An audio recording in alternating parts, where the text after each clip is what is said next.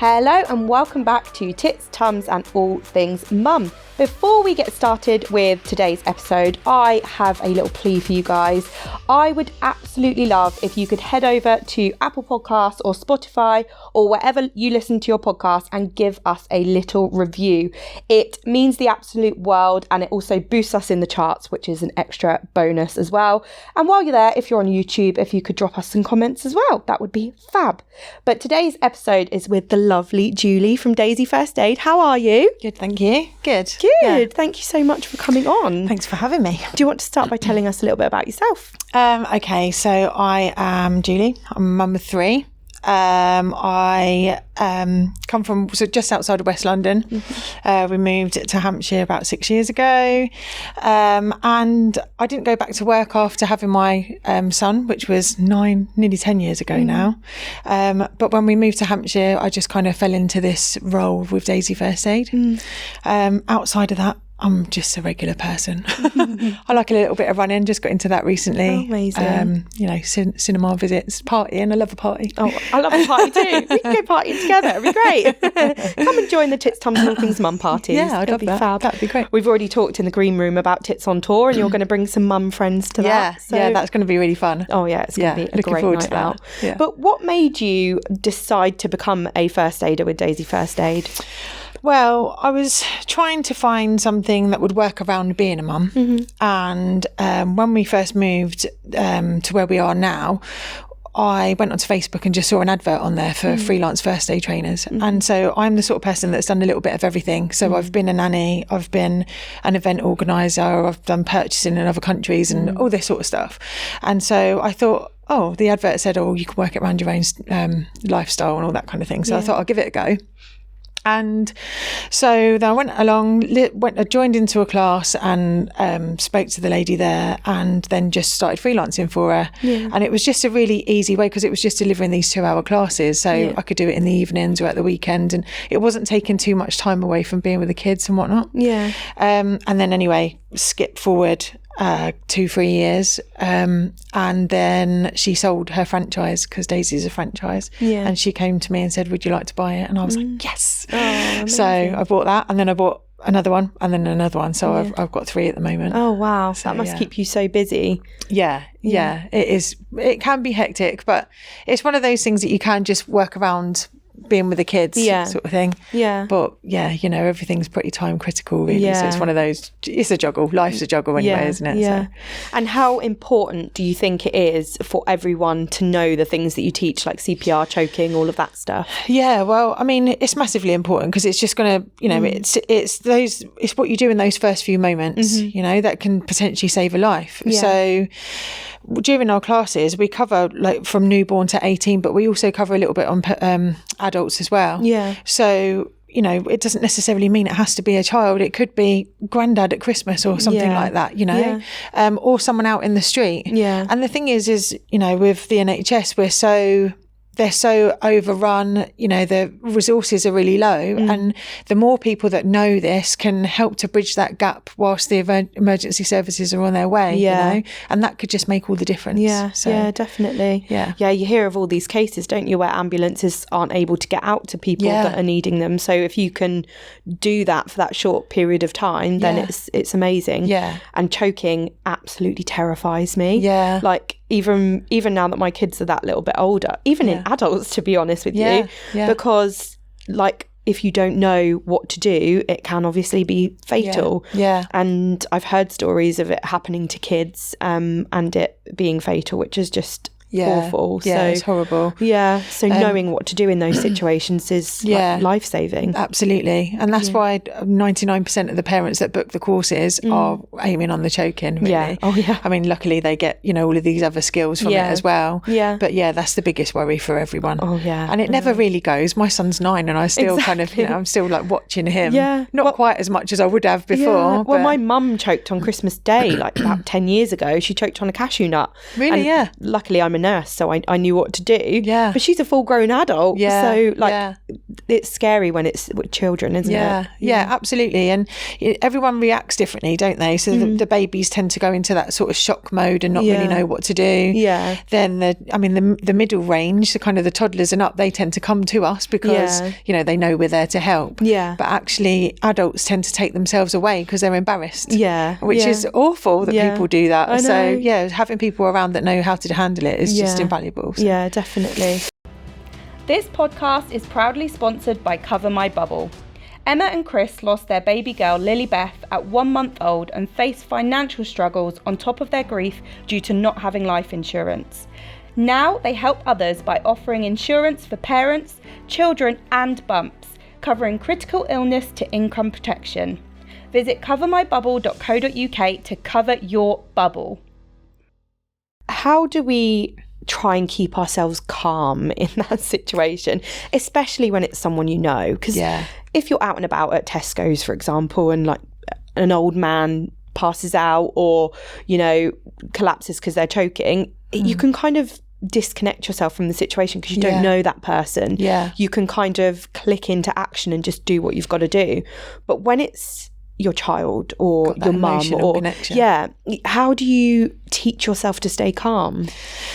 Well, firstly, attending a class or even just looking online and learning it from there, and then just be confident in knowing that you have already researched these skills and you know what to do.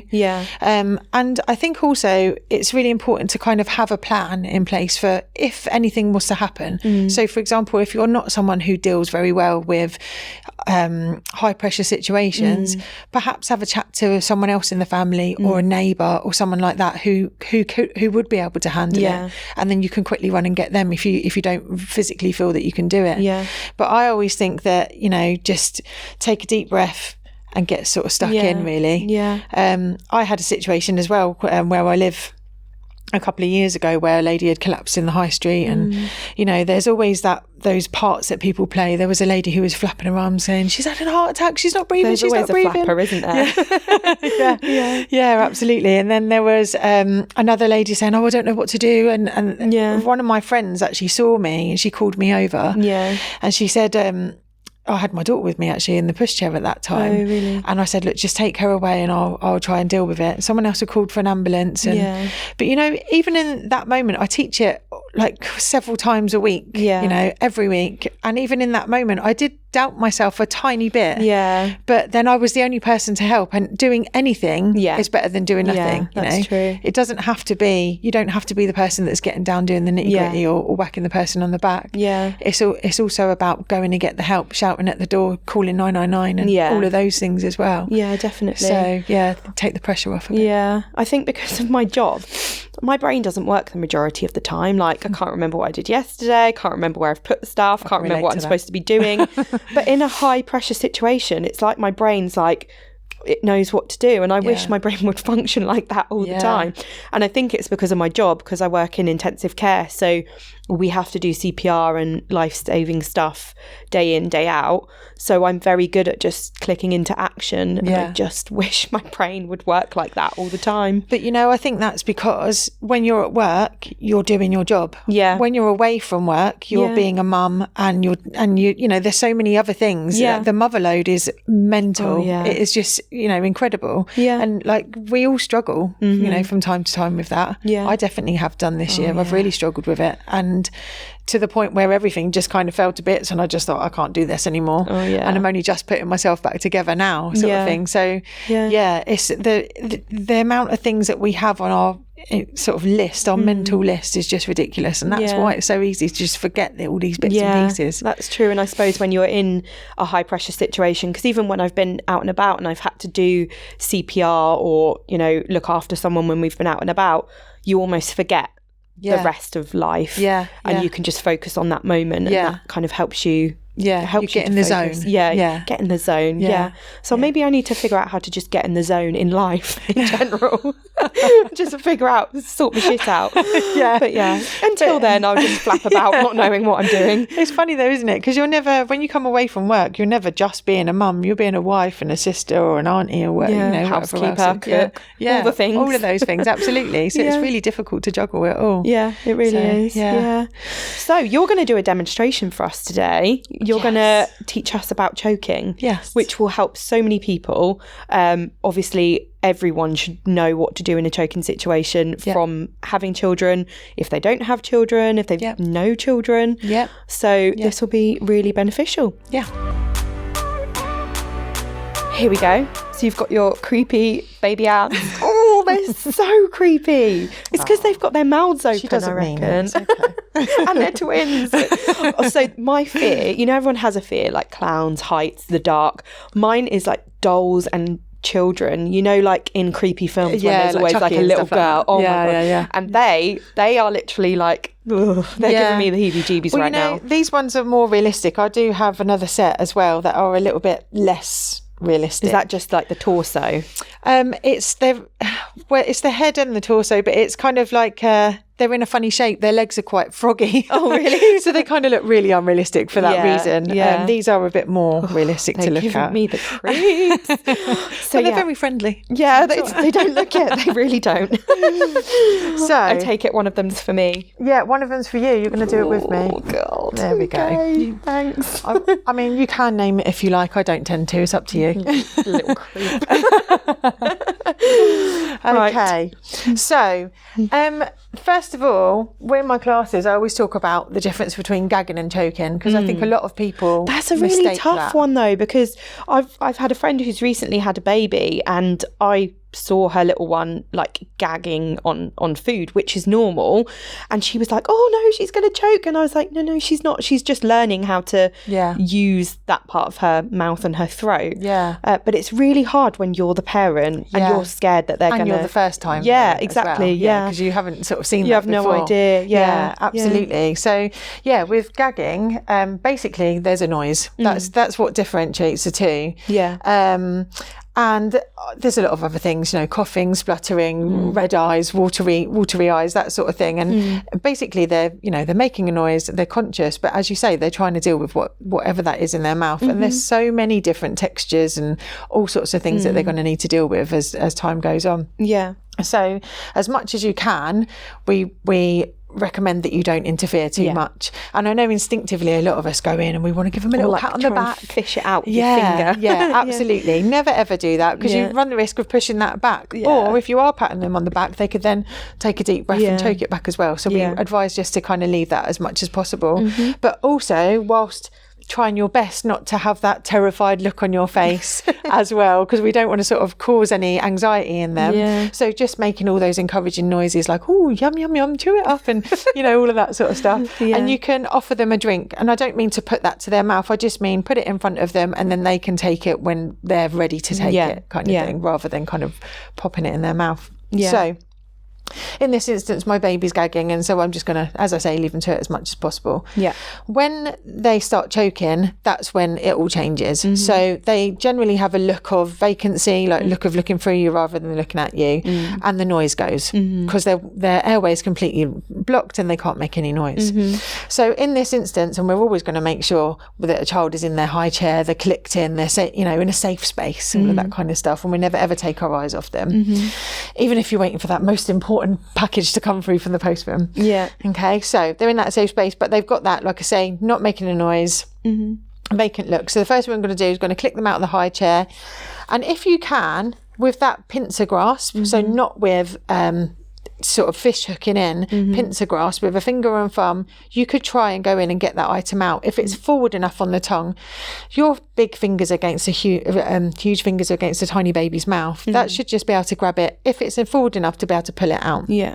If that doesn't work, then what we're going to do is we're going to support them around their chin like we do when we wind them, and we're going to lean them over. Now you can have them over your forearm or over your lap. It depends on the size of the baby, really.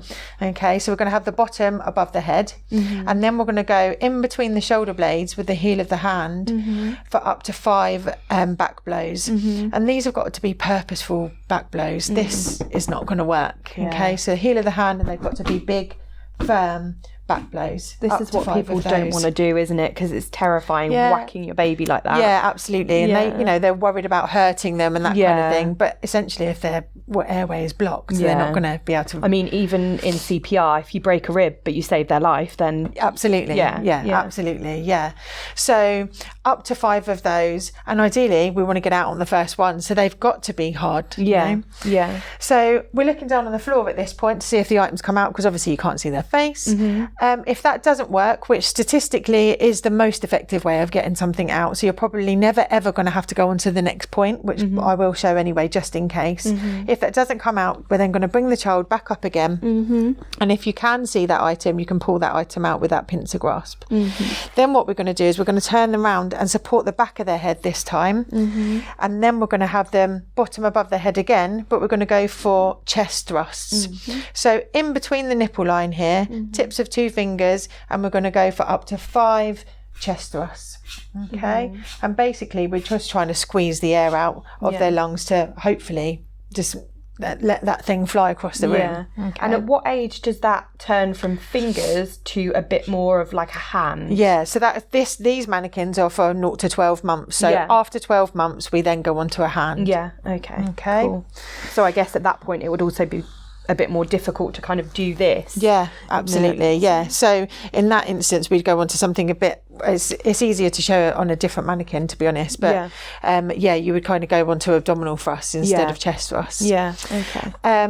And what we do is we keep repeating that process. So if that item doesn't come out, we're going to go 5 on the front, 5 on the back, 5 on the front, 5 on the back, and keep going until that item comes out. If it doesn't come out, and then that child then becomes unconscious because their airway's restricted, they're not breathing, we then go on to aid relative CPR, which we teach in the classes. And it's always great to come along to classes as well to practice this on the mannequins, because then you can give it a good whack and kind of get a feel for it, you know, because like you say, a lot of people don't really want to do that, you know, or don't want to think about doing that with their own child. But it's really important to do it. But at the very least, have a look online and check that out. And then during doing all this, you're calling an ambulance, regardless of whether it comes out straight away, just to get them checked over, or you're getting someone to call an ambulance. Absolutely. And if it is just you, dealing with the choking first, and then if they do then become unconscious, then call for the ambulance then, but focus on that choking first of all. If that item does come out, then that's fantastic. We can put them into a recovery position. So a recovery position on a baby under 12 months is you would have them, you'd put your arm through their leg and then support the back of their head, and then you'd bring them tummy to tummy with their bottom above their head, just in this position. So a bit like a breastfeeding position. If you've had one longer than the other, which can happen during breastfeeding. So you'd have them in that position whilst you're waiting for the ambulance to come. So it's just a really important skill for everybody to learn, and you know, if they can get to a class, any class, you know, it would be great for everybody to learn that sort of thing. Definitely. And then to learn the CPR side of it as well, just in case that doesn't come out, because also it can come out during CPR because you're giving those big that big amount of air going up through their airway. It can then just make dislodge it fly out. Absolutely. So it's learning that side of it as well, because that's exactly what happened with my mum. She was choking on the cashew nut. She became unconscious. I started CPR, and the CPR was what dislodged it. So it's learning that extra step, isn't it? To absolutely dislodge whatever it is that's in their airway. And it's like I say, as much as I'd love people to come along to my classes or any other class, at the very least, if you just have a look online and just you know, just do that and then try and learn the skills from that way. But I would always recommend having a go on the mannequins themselves. Yeah, definitely. So, definitely. And on like keeping yourself up to date as well, because it's changes. forever changing, isn't it? Like even the rate of how you're meant to do CPR changed. They got rid of the rescue breaths for a bit. It's always changing. So absolutely. have a little Google every now and then. See what's going on. And because they used to do a certain amount of compressions, and now it's gone higher and all that kind of thing. Yeah, exactly. I thought I get that in a lot of classes, because I teach not only parents and grandparents and whatnot, but I also teach nannies, childminders, teachers as well. And I do get that a lot, where people have said, 10 years ago we only had to do 15 chest compressions. Back in my day. I was like, well, that's 10 years ago now. So it's like you say, really important to keep up to date with it all. Definitely. Yeah. Amazing. Well, thank you so much for showing us that. That's no problem. Going to be very helpful to people. And now we're going to spin the wheel. Okay, great. So here we go. Here is the wheel. We're going to do spin and spill. So if you want to give it a nice big spin, we'll see what you get. What is it gonna be? Oh, it's a Q&A. Let's have a look what we've got. So my audience have submitted some questions. So if you're watching or listening at home, please do DM me on titstumsandallthingsmum if you've got any Q&As, rank banks or confessions, and we can bring those onto the episodes anonymously, of course, because some of your rank bank stories are disgusting. So, and we also had someone confess that they were cheating on their husbands. So we will keep you anonymous, but do DM me. So Q&A. What's something you wish you could tell your younger self? I'm thinking about that as well. Yeah. I think I wish I could tell my younger self to not give a shit what people thought of me. Yeah. But if I were to teach my daughter that now, I think it's all well and good saying it. Yeah. But I think that comes with getting older. Yeah. So I don't think that would have worked on my younger self. Yeah, I think, you always kind of look forward, whether it's something that you're doing today or 10 years or whatever, you always look forward and think that it's going to be a certain way, and it never is the way you think it's going to be. Yeah. So I think really just more so to, like you say, absolutely don't worry about what people think, but also just roll with it. Yeah. It'll work however it works, and don't try to force it. Because I think there have been times in my life where I've worried about things far too much. Yeah. And then actually it's never turned out the way I thought it was going to, and it's always been all right. Every time everything has always worked out okay. Yeah, definitely. So what will be will be. Yeah, kind of absolutely. Yeah. I wish I could have instilled that to my younger self, because I feel like, I've got ADHD. With ADHD, they say that you spend most of your time either living in the past or the future. We are unable to live in the present. And I wish that's something I could do more of. Yeah. I'm trying to at the moment, though, actually live in the present moment and just live day by day. Whatever happens will happen. Don't worry about the future. Yeah. Don't fret about the past. Just crack on. But it's easier said than done, isn't it? It is really, it is really hard, because we've all got different stories to tell going through life, and sometimes people have, upsetting childhoods, and that will have an impression on how what you think about people, how things are going to move forward, and that kind of thing. And it's funny that, I've not been diagnosed or anything like that, but as I've got older, I've definitely had more feeling towards, do I have those sort of traits as well, the ADHD? Because a friend of mine has recently been diagnosed as well. And as I've been going through it with her and learning about it more, and I'm like, oh God, I do that. I'm starting to wonder whether ADHD, most people have it, and it's actually just a normal thing. I think for humans in general. I think it is. Yeah, we've put this ADHD label on it, but now that more people are coming out with it, is it this is just a normal thing that humans have? Some humans have. Yeah, and depending on the personality, depends on how kind of further up the scale or further down the scale you are. Yeah, because I literally know most people that come in this studio have got ADHD. Really? Or have noticed the traits within themselves. Yeah. But then most people that come in here are business people, or, people that are self-employed, which ADHD people tend to do, because they're always having ideas and, flitting from one thing to another. Yeah. But it's interesting, isn't it? It is really interesting. I wonder how it will be in 10 years' time. Yeah. Whether I don't know. We'll have to see, won't we? Yeah, I guess so. Yeah. And I think, you know, when you put different personalities to it as well, and like I'm definitely an overthinker. I continuously overthink. Yeah. To the point that it actually sometimes really causes me quite a lot of anxiety sort of thing.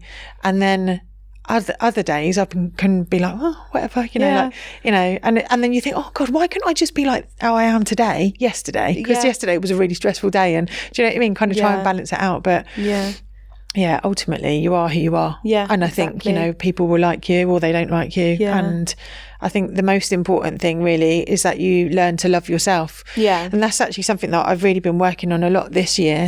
Something that my daughter said to me the other day. She said, Mummy, you can't love anybody else until you love yourself. And I was like, oh, she's got it. She's got it. It's so cute. Yeah. I love that. And it's so, you know, something that I really struggled with a lot. I was always worried about how I looked. I was always worried about what people thought. My mum was she wouldn't use very nice language and stuff like that, so that kind of had a big impact on me. And you know, I feel that like kind that's of thing. that generation though, like my mum's still like it now, and I tell her off for it all the time. Like if my daughter comes over and her hair's a bit of a mess and she's got paint on her clothes, she'll be like, Bella, you look like you've been dragged through a bush backwards. Why are you so dirty? And I'm like, she's a kid. She's been painting. She's got paint on her. Like, stop. Everything has to be so perfect with that generation. Yeah. But we're not perfect. We're very imperfect, but in a good way. Yeah, absolutely. And I think that, you know, there was a lot of, I think because it wasn't as censored back then, was it? Yeah. So there was a lot of judgment from a personal level as well. And I think that just kind of really, like you always hear about like older people being like, oh, you've put on weight, haven't you? And it's like, could you imagine saying that to someone now? Like, I'd be like, fuck off. Yeah, exactly. How very rude. I'd be like, yeah, I have actually, thank you. And I'm quite happy with it. Yeah, I think my mum always used to comment on how big my arse was. Yeah. And that was like something that I continuously struggled with as I got older, where actually I quite like my bum the way it is. Yeah, exactly. So, yeah, it's just one of those sort of things that kind of, you know, I guess they never really realised back then what an impact it would have. But also they were brought up with it as well. If you think back to magazines and things back in those days, it was always like, this celebrity's put on 5 pounds or this celebrity's fat, and like Trini and Susanna, the kind of things that they used to say. That generation were brought up with the worst like body shaming ever. And it's only just really recently it's started to turn a corner now, isn't it? It's a bit more accepted, isn't it? So absolutely. Hopefully our children won't have to deal with that same sort of stuff. Yeah, I hope so. I mean, there's always that sibling rivalry as well, isn't there? Like my son at the moment, he's got a habit of calling my middle one fat. Oh. And I'm like, well, you shouldn't say that to her. And I tried to explain it to him because I know what you know, how it can progress and how it can kind of get into her mind. Yeah. But then I do a lot of extra work with her on how, and I think it's just, you know, one of those sibling kind of things. I'm pretty sure my brothers did it to me as well. Yeah. But yeah, it's hard to kind of get that to leave them as well, isn't it? Definitely. My daughter has the opposite. She's very tiny for her age. She's a gymnast, so she's got like abs. She's got like an 8-pack. Yeah, well, that's the thing. My kids do as well. Yeah. Maddie is actually really slim, but she's got a great shape, like great curves, but she's so strong. Yeah, you know? And my daughter's short for her age as well, so she's teeny tiny, and all her friends are also older than her, so they're bigger than her anyway, and they're older, and they can go on all the rides at theme parks and she can't because she's smaller. Bless her. So the other day she was sat at the table doing some writing, and I was like, what are you writing? She was like, I'm writing a list of how to be healthy so that I can grow, and it had like eat your vegetables, eat your fruit, eat lots of protein, drink lots of water, sleep for however many hours, and every day she wakes up and ticks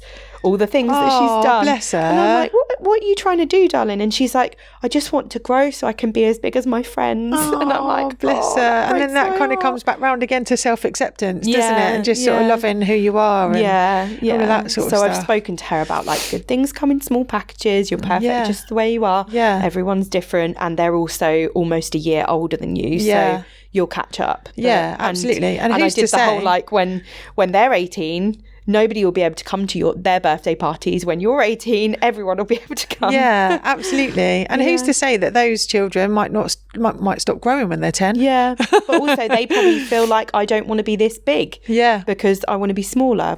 Well, that was definitely something that I struggled with as a child, because I'm tall anyway. I'm 6'1". Yeah. My middle girl is quite tall as well. We call her Maddie Longlegs. But yeah, that was something that I always struggled with, because all of my friends were shorter than me. Yeah. And so and even now, stand out amongst everybody else. Yeah. But I always felt so masculine compared to everybody else. And that was something that I really, really struggled with as a kid. Yeah. And it was only really when I got to about 18, 19, when everyone else was wearing knee-high boots with big block heels on them and all that kind of stuff. Yeah. And I thought, no, I really like the boots. I really want to wear the boots. But I felt like a bit of a drag queen in them, you know.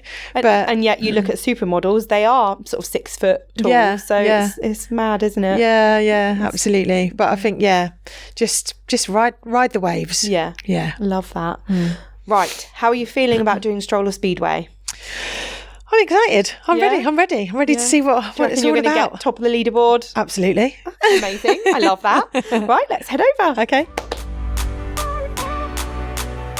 So here we are at Stroller Speedway. You excited? I am. Can't wait to get cracking. So we're getting quite a leaderboard going on here. I love it. So you've got 41 seconds to beat, or less than 2 minutes and 7 seconds to not be at the bottom. Okay. Do you think you're going to be all right? Yeah. Let's do it. Let's do it. Love the positivity. It's great.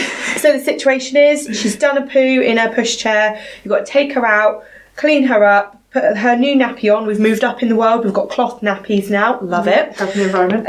Help the environment and my pocket, because they cost dull nappies cost way more than real nappies. I thought about actually getting like prem baby nappies for the doll, but even that, that's what I did for my daughter at one point. Yeah, and they just end up everywhere. So. Yeah, so no, we've got cloth nappies now. So you're going to clean her up, get the new nappy on, get her as clean as you'd like your own child, pop all her stuff back on, pop her in the pushchair, slalom that way, and then touch my shoulder to finish. And I'm going to be filming you, timing you, not filming you. So I'll give you a countdown and then you're good to go. Okay. Are you ready? Yeah. Want to do any stretches, limber up? Okay. Okay. 3, 2, 1, go. Getting caught up in the pushchair. Poor baby Annabelle, she's been through some things. Oh dear, what a mess. It could be worse. It could be a punami. And also she's just come back from bath time. My kids kindly bathed her because the Her Story ladies left her in an absolute frickin' state. It's gone all up the back. Yeah, sorry about that. All those are all too familiar. Those I know. So new nappy going on. You're at 30 seconds. It goes so fast. Come here, baby. She's not as bendy as a real baby. No, she's not. I should have used one of my ones. So. Oh yeah, that's true. Come on, in you go. In you go. Oh, dispose of that horrible thing. Right, there she goes. Well done. Knocking the cones out. Yay. What do you reckon? Where do you think you are? 42. No. You're at 1 minute. Oh, that's still very respectable. Come on over. We'll stick you on there. Oh, so you're just under Hannah from Sleep Well with Hannah. Oh, wow. And just above Jem Fulbrook. So let's get you on there. Julie, bang on 1 minute. How was it?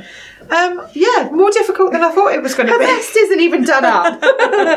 She's just like floating about, getting a bit of air. Wow, it's all right. I'm going to stick her in the bath anyway. Yeah, I was going to say, she got a bit of nappy rash and you're airing her out a bit. That's what I used to do, just leave everything open. Yeah, that was pretty grim actually. It really stuck to it. Yeah, no, at least it's not real poo though. Yeah. I actually thought about getting peanut butter instead of Nutella, and then I thought, no, that's going to be so much worse. Yeah, it gets all in the grooves. Oh, but yeah, well done. Let's head back over. Thank you. So, how was your experience of Stroller Speedway? It was really fun. Yeah. More fun than I thought it was going to be. Yeah. Got poo everywhere, but it's worth it. Yeah, it all washes off. It's all right. Nice smelling poo. It's Nutella, so it's fine. Amazing. Well, thank you so much for coming on today. This episode is going to be really beneficial for people who want to learn about choking. So, really appreciate you coming on. Could you finish by telling everyone where to find you online? So, you can find me on Instagram at Daisy First Day Camberley, on Facebook at Daisy First Day Camberley, or on TikTok at Oh, heart. Hamps. I can't remember what it is, but you'll find me on there anyway. She's on TikTok. She's down with the kids. I love it. Oh, well, thank you so much for coming on. And thank you to everyone for watching and listening at home. Please do download, subscribe, all the things. And please, please, please drop us a review as well. It really helps us. Thank you so much.